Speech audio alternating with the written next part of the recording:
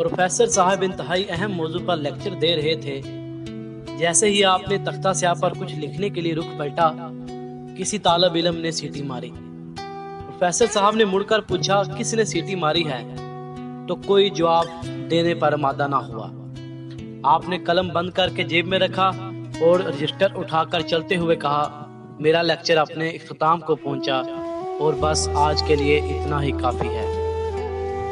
फिर उन्होंने थोड़ा सा तवक्कुफ किया, रजिस्टर वापस रखते हुए कहा, चलो मैं आपको एक किस्सा सुनाता हूँ ताकि पीरियड का वक्त भी पूरा हो जाए। कहने लगे, रात मैंने सोने की बड़ी कोशिश की मगर नींद कोसों दूर थी। सोचा जाकर कार में पेट्रोल डलवा आता हूँ ताकि इस वक्त पैदा हुई कुछ यकसानियत ख़त्म हो, सोने का मूड बने और मैं सुबह सवेरे पेट्रोल डलवाने की ज़हमत से भी बच जाऊँ।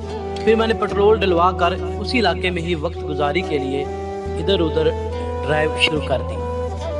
काफ़ी मीटर गश्त के बाद घर वापसी के लिए कार मोड़ी तो मेरी नज़र सड़क के किनारे खड़ी एक लड़की पर पड़ी।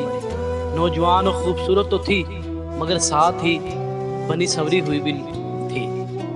लग रहा था कि किसी पार्टी से वापस आ रही है।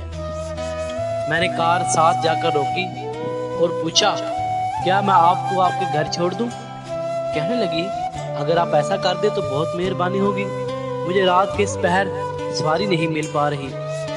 लड़की अगली सीट पर मेरे साथ ही बैठ गई। गुफ्तगू इंतहाई मुहज़्ज़ब और सुलझी हुई करती थी।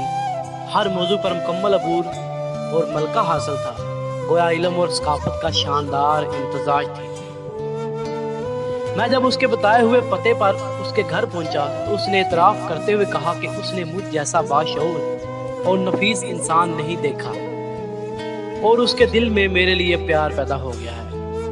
मैंने भी उसे साफ साफ बताते हुए कहा, सच तो ये है कि आप भी एक शाहकार खतून हैं, मुझे भी आपसे इंतहाई प्यार हो गया है। साथ ही मैंने उसे बताया कि मैं यूनिवर्सिटी में प्रोफेसर हूँ, PhD डॉक्टर और मुआशरे का मुफीद फर्द हूँ। लड़की ने मेरा टेलीफोन नंबर मांगा जो मैंने उसे बिला चू चरा दे दिया। मेरी यूनिवर्सिटी का सुनकर उसने खुश होते हुए कहा, मेरी आपसे एक गुजारिश है।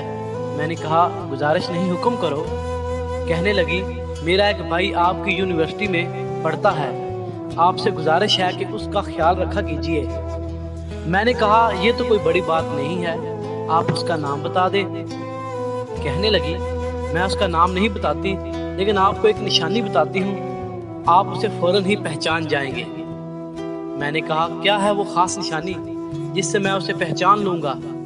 कहने लगी, वो सीटियाँ मारना बहुत पसंद करता है।